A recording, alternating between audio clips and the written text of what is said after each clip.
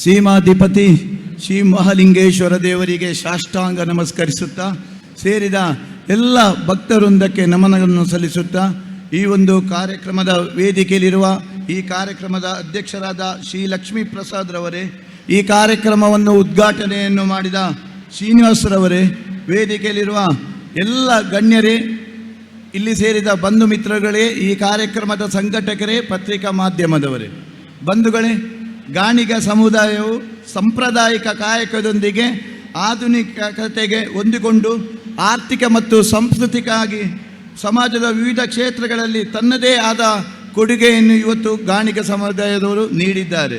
ಬಂಧುಗಳೇ, ಇವತ್ತು ನಾವು ಗಾಣಿಗ ಸಮಾಜದ ಒಂದು ಕಾರ್ಯಕ್ರಮದಲ್ಲಿ ಭಾಗವಹಿಸಿದ್ದೇವೆ. ಗಾಣಿಗಂದರೆ ಏನು? ಗಾಣದಿಂದ ಎಣ್ಣೆ ತೆಗೆಯುವವರು ಅಲ್ಲದೆ ಈ ಸಮಾಜದ ನಂಬಿಕೆಗೆ ಮತ್ತು ಧೈರ್ಯಕ್ಕೆ ಇನ್ನೊಂದು ಹೆಸರೆಂದರೆ ಗಾಣಿಗರು. ಬಂಧುಗಳೇ, ಇಂದು ವಿವಿಧ ಕ್ಷೇತ್ರಗಳಲ್ಲಿ ಗಾಣಿಗರು ಹೆಸರು ಮಾಡಿರುತ್ತಾರೆ. ನಮ್ಮ ಪ್ರಧಾನಿ ನರೇಂದ್ರ ಮೋದಿಯವರು ಇದೇ ಸಮುದಾಯದವರು. ಇವತ್ತು ಗಾಣಿಗ ಸಮಾಜದವರು ಜಗತ್ತಿಗೆ ಬೆಳಕನ್ನು ನೀಡಿದವರೆಂದರೆ ಅದು ಗಾಣಿಗರಂತೇಳಿ ನಾನು ಹೇಳುತ್ತೇನೆ. ದೇವರಿಗೆ ಉರಿಸುವ ನಂದಾದೀಪ, ದೇವರ ಅಭಿಷೇಕದ ತೈಲ, ಇದು ತಯಾರಿಸುವ ಭಾಗ್ಯ ಇವತ್ತು ಗಾಣಿಗರಿಗೆ ಸಿಕ್ಕಿದೆ. ಸಾಂಪ್ರದಾಯಿಕ ರೀತಿಯಲ್ಲಿ ತಯಾರಿಸಿದ ಪರಿಶುದ್ಧ ಎಣ್ಣೆ ಇವತ್ತಿಗೂ ಸಿಕ್ಕುವುದು ಗಾಣಿಗರಲ್ಲಿ ಮಾತ್ರ. ನಾನು ಯಾಕೆ ಈ ಮಾತು ಹೇಳುತ್ತೇನೆ ಅಂದರೆ, ನಮ್ಮ ಮಹಾಲಿಂಗೇಶ್ವರ ದೇವಸ್ಥಾನದಲ್ಲಿ ನಮ್ಮ ವ್ಯವಸ್ಥಾಪನಾ ಸಮಿತಿ ಬಂದ ನಂತರ ನಾನು ಅರ್ಚಕರ ಹತ್ರ ಹೇಳಿದೆ, ಇಲ್ಲೇ ಏನು ಇದು ಇಷ್ಟೆಲ್ಲ ಮಸಿ ಅಂತೇಳಿ, ಅದು ಎಣ್ಣೆಯಿಂದ ಕರಿ ಬಂದಿರೋದಂತೇಳಿ ಹೇಳಿದರು. ಇದರ ಬಗ್ಗೆ ನಾನು ನಮ್ಮ ಲ್ಯಾಬಲ್ಲಿ ಹೋಗಿ ಈ ಎಣ್ಣೆಯ ಬಗ್ಗೆ ಪರಿಶೀಲನೆ ಮಾಡಿದೆ. ಆಗ ಇದು ಎಣ್ಣೆ ಕಲಬೆರಕೆ ಎಣ್ಣೆ ಅಂತೇಳಿ ಬಂತು. ನಾನಾಗ ಗಾಣಿಗ ಸಮುದಾಯದವರಾದ ನಮ್ಮ ಮೋಹನ್ ಸರ್ವೇರ್ ಹತ್ರ ಇದರ ಬಗ್ಗೆ ಚರ್ಚಿಸಿದೆ. ಅವರು ನಿಜವಾಗಿ ಪರಿಶುದ್ಧ ಎಣ್ಣೆಯನ್ನು ಗಾಣಿಗರೇ ತಯಾರಿಸಬೇಕೆಂದೇಳಿ ಮಹಾಲಿಂಗೇಶ್ವರ ದೇವರ ಅಷ್ಟಮಂಗಳ ಪ್ರಶ್ನೆಯಲ್ಲಿ ಇದು ಕಂಡು ಬಂದಿದೆ. ನಾನು ಅವರಲ್ಲಿ ಚರ್ಚಿಸಿದೆ. ನೋಡಿ, 1 ಲೀಟರ್ ಎಣ್ಣೆ ಅಂದರೆ 2.5 kg ಎಳ್ಳು ಬೇಕು. 1 kg ಎಳ್ಳಿಗೆ 170 ರೂಪಾಯಿ ಉಂಟು. ಈಗ 80 ರೂಪಾಯಿಗೆ 1 kg ಎಳ್ಳೆಣ್ಣೆ ಸಿಗ್ತದೆ. ಅದು ಹೇಗೆ ಸಿಕ್ಕುವುದು? ಇದರ ಬಗ್ಗೆ ನನಗೆ ಸಂಪೂರ್ಣವಾಗಿ ಮಾಹಿತಿ ಕೊಟ್ಟವರು ಗಾಣಿಗ ಸಮುದಾಯದ ನಮ್ಮ ಮೋಹನ್ ಸರ್ವೇಯರು.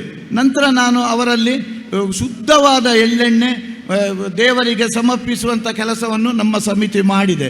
ಹಾಗೆ ಮಹಾಲಿಂಗೇಶ್ವರ ದೇವರಿಗೆ ಪ್ರತಿ ತಿಂಗಳು ಕೂಡ ಎಳ್ಳೆಣ್ಣೆ, ಶುದ್ಧವಾದ ಎಳ್ಳೆಣ್ಣೆ ಅಭಿಷೇಕವನ್ನು ಮಾಡುವ ಕೆಲಸವನ್ನು ನಮ್ಮ ಸಮಿತಿಯು ಮಾಡಿದೆ. ಅದರಂತೆ ಈಗ ಆ ಶುದ್ಧವಾದ ಎಳ್ಳೆಣ್ಣೆ ಪ್ರತಿ ತಿಂಗಳು ಆರಾಧ್ರ ನಕ್ಷತ್ರದ ದಿವಸ ಮಹಾಲಿಂಗೇಶ್ವರ ದೇವರಿಗೆ ಅಭಿಷೇಕ ಆಗ್ತದೆ.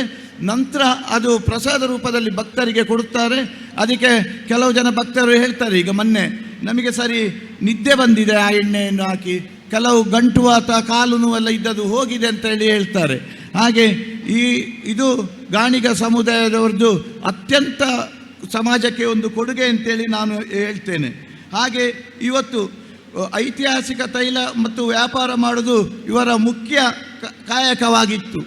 ಇದೀಗ ಹೆಚ್ಚಿನವರು ಸಮೃದ್ಧ ಕೃಷಿಕರು, ಕೈಗಾರಿಕೋದ್ಯಮಿಗಳು ಮತ್ತು ವ್ಯಾಪಾರಿಗಳಾಗಿದ್ದಾರೆ. ಈ ಹಿಂದೆ ಗಾಣಿಗ ಸಮುದಾಯದ ಬಗ್ಗೆ ಒಂದು ಸರ್ವಜ್ಞರು ಒಂದು ವಚನವಿದೆ, ಜಾಣ ಜಾಣಗೆ ಲೇಸು, ಕೋಣ ಕೋಣಗೆ ಲೇಸು, ನಾಣ್ಯವದು ಲೇಸು ಲೋಕಕ್ಕೆ, ಊರಿಗೆ ಗಾಣಿಗರು ಲೇಸು ಸರ್ವಜ್ಞ.